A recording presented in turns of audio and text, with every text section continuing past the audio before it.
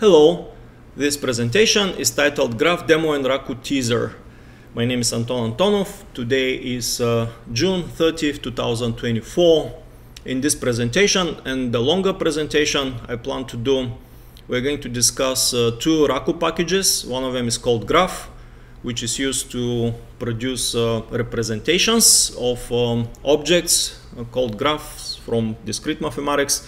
And the other package, the other Raku package, is JavaScript D3, which is used to visualize the graphs. So pretty much what you see here in this output here. Let me unfold this cell.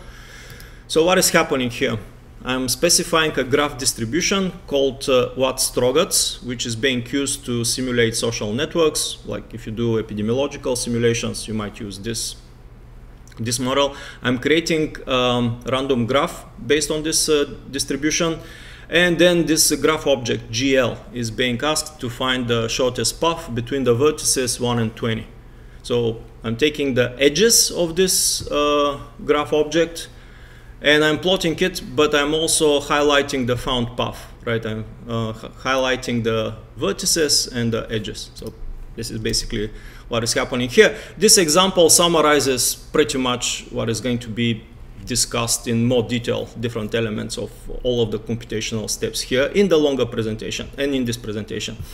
So the longer presentation has this breakdown. I'm not going to expand on it, but I'm going to look into the graph gallery. So I have created a dozen, actually 13 graphs here. So it is quite beneficial to have a set of graphs to produce in this way, both parameterized and individual graphs like the Peterson graph. With these graphs, we can make quite a lot of tests, correctness and unit tests for the graph algorithms which are being developed. Also, of course, they can be used, the graphs here, they can be used as starting points for making more complicated graphs. So let me do another example with a random graph. So I have created a certain random graph and I have visualized it in this way. So I'm going to take the point 7 and the point 100. So here I'm going to find the shortest path between these two vertices. And you can see I'm using two algorithms here. One of them is the classical Dijkstra algorithm, and the other one is A-star search. So A-star search is between 10 to 70 times faster than Dijkstra. But both implementations which I have, which they seem to be quite fast, I mean, depending what we measure up against, right? But some systems like, say, Mathematica or R or Python, they have implementations which are hundreds and thousands of times faster. All right, so this is how I'm visualizing the path between 7 and 100. And basically, this is it. Here, for this example, let's find certain metrics for this graph. It's the metrics are called diameter and radius, and you can see here with the large language model persona, I have extracted some definitions of what diameter is and what radius is.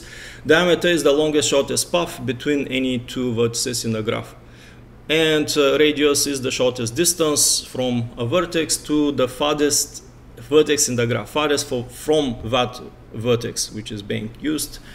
Radius can be defined with eccentricity. This persona is somewhat too verbal. That's why I have put this clarification here to have very short and concise definitions. What I'm going to do, I'm going to show what this object is. So you can see the prompt. This is a persona, LLM persona, large language model persona, which is very knowledgeable expert of graph theory and so forth, right?